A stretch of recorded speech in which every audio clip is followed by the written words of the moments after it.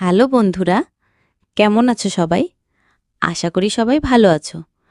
আজকে আমি তোমাদের বলবো একটা মজার গল্প। কচ্ছপের স্কুল ও উল্টো সময় যাত্রা। তো ভিডিওটি দেখার আগে ভিডিওটিতে লাইক করে চ্যানেলটিকে সাবস্ক্রাইব করে দিও। এক গভীর জঙ্গলে ছিল এক বুড়ো কচ্ছপ, যার বয়স ছিল ২০০ বছর। কিন্তু সে ছিল দারুণ বুদ্ধিমান আর প্রযুক্তিতে খুব পারদর্শী। সে একদিন ঘোষণা দিল, আমি একটা স্কুল খুলব।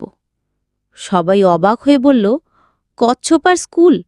ও ধীরে চলে। কচ্ছপ বলল, আমার স্কুলে সবাই সময়কে উল্টো করে শিখবে। প্রথম দিন স্কুলে এলো এক খরগোশ, এক বানর আর এক উট পাখি। কচ্ছপ বলল, তোমরা আজ ইতিহাস নয়, ভবিষ্যৎ শিখবে। আরে বন্ধু, তুমি তো এখনো ভিডিওটিতে লাইক করনি আর চ্যানেলটিকেও সাবস্ক্রাইব করনি।